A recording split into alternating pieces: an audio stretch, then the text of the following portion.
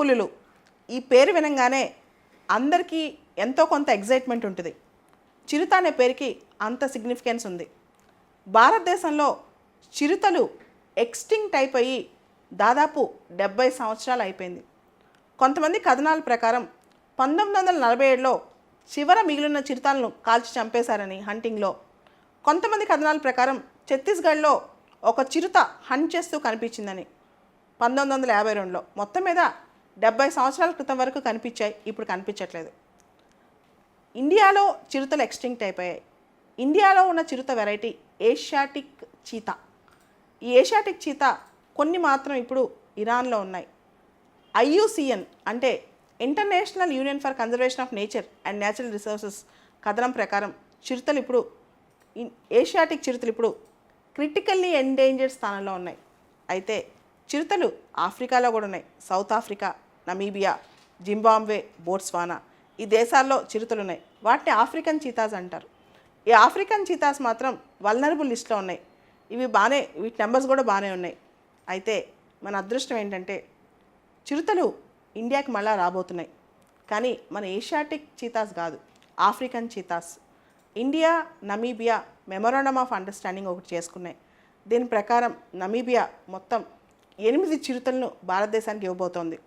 దానిలో 4 మన ఆగస్టు 15వ తారీఖు కల్లా ఆజాదీ కా అమృత్ మహోత్సవ్ జరుపుకునే ముందుకి వచ్చేస్తాయి అన్నమాట. అంటే ఈ అమృత గడియల్లో చిరుతలు మళ్ళీ వెనక్కి వస్తున్నాయని ఎన్విరాన్మెంటల్ మినిస్ట్రీ చెప్తుంది. కానీ వైల్డ్ లైఫ్ ఎక్స్పర్ట్స్ ఏమంటున్నారంటే వచ్చేవి ఎక్స్టింక్ట్ అయిపోయిన చిరుతలు కాదు, వచ్చేవి మన చిరుతలు కావు, అవి ఆఫ్రికా చిరుతలు.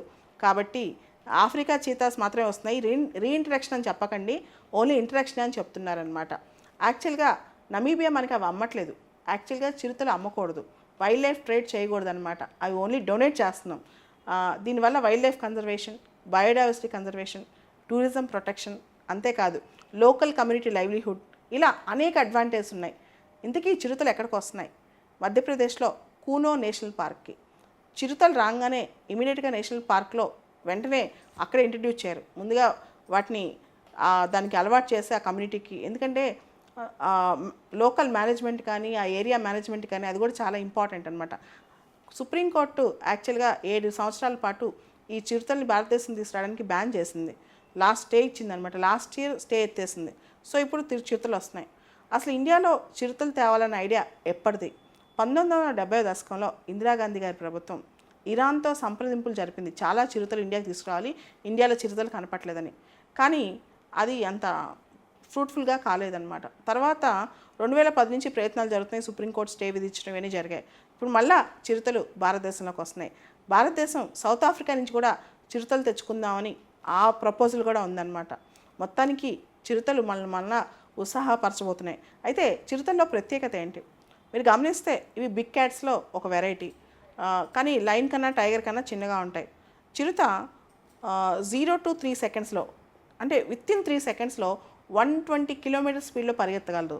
అంటే అంత ఫాస్ట్గా యాక్సిలరేట్ అవ్వగలదు అనమాట. అయితే చిరుత పరిగెత్తేది కేవలం షార్ట్ డిస్టెన్సెస్, లాంగ్ డిస్టెన్సెస్ పరిగెత్తలేదు. అదేం చేస్తుందంటే స్టెల్త్, దాక్కుని ఉంటుంది. ఒక పక్క దాక్కుని సడన్గా బయటకు వచ్చి కొంత దూరం పరిగెత్తగలదు. అదేవిధంగా చిరుత ఆహారం గబుక్కుని లాక్కుని చెట్టుపైకి వెళ్ళి తింటుంది అనమాట. అయితే చిరుతకు భయం, తను ఏ ఇతర కార్నివోర్స్ వచ్చినా తినేస్తాయని. ఎందుకంటే చిరుత వాటికి ఆహారం అనమాట. దాంతో చిరుత చాలా జాగ్రత్తగా ఉంటుంది.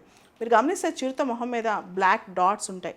అంటే ఇట్లా మన కన్నీళ్ళు కారిస్తే ఎట్లా డాట్ లాగా ఏర్పడుతుందో ఇలా నల్ల చారలు ఉంటాయి అనమాట ఫేస్లో.